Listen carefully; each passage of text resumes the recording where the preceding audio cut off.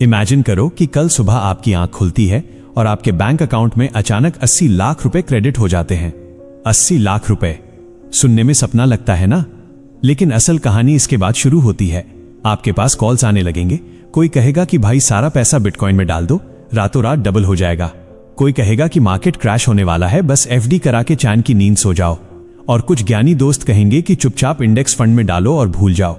सच तो यह है कि इनमें से कोई भी पूरी तरह सही नहीं है और कोई भी पूरी तरह गलत नहीं है, क्योंकि पैसा कमाना एक स्किल है, लेकिन उस पैसे को सही जगह प्लेस करना एक पूरी तरह अलग गेम है।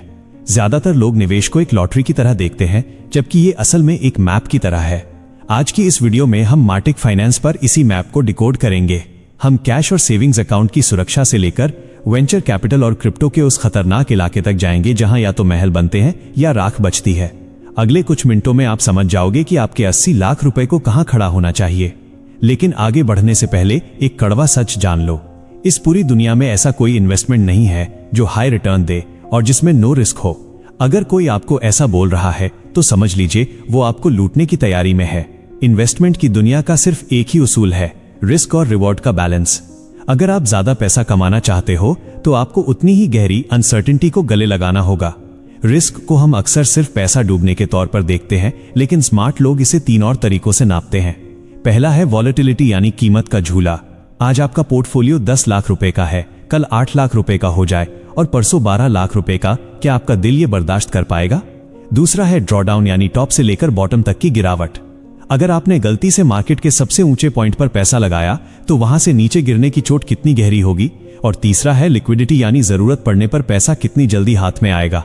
आपके पास 5 करोड़ की जमीन हो सकती है, लेकिन अगर कल सुबह आपको हॉस्पिटल के बिल के लिए 10 लाख रुपए चाहिए और आप उसे बेच नहीं पा रहे तो उस करोड़पति होने का कोई मतलब नहीं है। चलिए अब मैप पर चलते हैं और शुरू करते हैं सबसे सुरक्षित इलाके से, जिसे हम कहते हैं कैपिटल प्रिजर्वेशन जोन। यहां मकसद अमीर बनना नहीं बल्कि अपने पैसे को जिंदा रखना है। इसमें आता है आपका कैश, सेविंग्स अकाउंट और मनी मार्केट फंड्स। यहां रिस्क न के बराबर है, लेकिन एक साइलेंट किलर यहां हमेशा मौजूद रहता है, महंगाई यानी इन्फ्लेशन। अगर आपका पैसा 4% बढ़ रहा है और देश में महंगाई 6% है तो आप असल में हर साल 2% गरीब हो रहे हो। इसी कैटेगरी में आते हैं सरकारी बॉन्ड्स। जब आप सरकार को पैसा उधार देते हो तो वो आपको एक फिक्स्ड ब्याज देने का वादा करती है। ये पैसा डूबने का डर लगभग 0 होता है क्योंकि पीछे सरकार खड़ी है। इसी का एक एडवांस वर्जन है tips, treasury inflation protected securities, जो महंगाई के हिसाब से अपना रिटर्न एडजस्ट करते हैं। ये उनके लिए है जो सिर्फ ये चाहते हैं कि उनका पैसा अपनी वैल्यू न खोए। अब थोड़ा सा रिस्क बढ़ाते हैं और चलते हैं लो रिस्क जोन की तरफ। यहां आप थोड़े से एक्स्ट्रा रिटर्न के लिए तैयार हो। यहां आते हैं हाई ग्रेड म्यूनिसिपल बॉन्ड्स और इन्वेस्टमेंट ग्रेड कॉर्पोरेट बॉन्ड्स। मतलब आप बड़ी और मजबूत कंपनियों जैसे रिलायंस या टाटा को पैसा उधार दे रहे हो। कंपनियां सरकार से थोड़ी ज्यादा रिस्की होती हैं, इसलिए वो ब्याज भी ज्यादा देती हैं। इसके अलावा यहां शॉर्ट ड्यूरेशन बॉन्ड फंड्स भी होते हैं जो आपके पैसे को कई अलग अलग बॉन्ड्स में फैला देते हैं ताकि एक कंपनी डूबे भी तो आपको फर्क न पड़े। जैसे जैसे हम मैप के बीच में पहुंचते हैं, हम मॉडरेट रिस्क के इलाके में कदम रखते हैं। यहां से उतार चढ़ाव असली ड्रामा शुरू करती है। यहां आते हैं हाई यील्ड कॉर्पोरेट बॉन्ड्स, जिन्हें अक्सर जंक बॉन्ड्स कहा जाता है। ये उन कंपनियों के बॉन्ड हैं जिनकी हालत थोड़ी पतली है, इसलिए वो आपको लुभाने के लिए बहुत ज्यादा ब्याज देते हैं। जब तक इकोनॉमी अच्छी है आप राजा हो, लेकिन जैसे ही मंदी आती है ये सबसे पहले डूबते हैं। यहीं पर आपको एक जादुई शब्द समझना होगा, ड्यूरेशन। बहुत से लोग सोचते हैं कि सरकारी बॉन्ड हमेशा सेफ होते हैं, लेकिन 2022 ने सबको चौंका दिया। जो लॉन्ग ड्यूरेशन बॉन्ड्स थे 20 से 30 साल वाले, उनकी वैल्यू 30 से 40% तक गिर गई। ये पैसा डूबने का रिस्क नहीं था, ये इंटरेस्ट रेट रिस्क था। जब बैंक का ब्याज बढ़ता है तो पुराने बॉन्ड्स की कीमत गिर जाती है। इसी कैटेगरी में रियल एस्टेट भी आता है। प्रॉपर्टी में पैसा तो बनता है, लेकिन ये कब बिकेगी, कितना रेंट देगी और उस इलाके का फ्यूचर क्या होगा, ये सब एक बड़ा सवालिया निशान होता है। अब बात करते हैं उस जोन की जहां से दौलत बनती है, हाई रिस्क जोन। यहां सबका चहेता S&P 500 या निफ्टी 50 इंडेक्स फंड आता है। स्टॉक्स में रिस्क होता है क्योंकि कंपनियां हर दिन ऊपर नीचे होती हैं, लेकिन यहां भी लेयर्स हैं। ब्लू चिप स्टॉक्स, बड़ी कंपनियां थोड़े शांत होते हैं, जबकि छोटी कंपनियां रॉकेट की तरह ऊपर जाती हैं और पत्थर की तरह नीचे गिरती हैं। यहीं पर आते हैं REITs, real estate investment trusts, जो आपको बिना जमीन खरीदे रियल एस्टेट का मालिक बना देते हैं, लेकिन इनकी कीमत शेयर बाजार की तरह हर सेकंड बदलती रहती है। और फिर आता है मैप का सबसे आखिरी कोना, एक्सट्रीमली हाई रिस्क। ये वो इलाका है जहां डू और डाई वाला सीन है।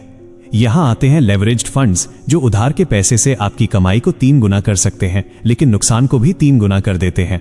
यहां ऑप्शंस और फ्यूचर्स हैं, जहां आप सिर्फ दांव लगा रहे हो कि कीमत कहां जाएगी। अगर आप सही हुए तो मालामाल, गलत हुए तो जीरो। प्राइवेट इक्विटी और वेंचर कैपिटल भी इसी लिस्ट में है। आप किसी नए स्टार्टअप में पैसा लगाते हो ये उम्मीद में कि वो अगला गूगल बनेगा। सच ये है कि 10 में से 9 स्टार्टअप फेल हो जाते हैं, लेकिन जो एक चलता है वो आपकी 7 पीढ़ियों की गरीबी मिटा सकता है। आखिर में एक स्पेशल कैटेगरी आती है जिसे हम ऑल्टरनेटिव एसेट्स कहते हैं।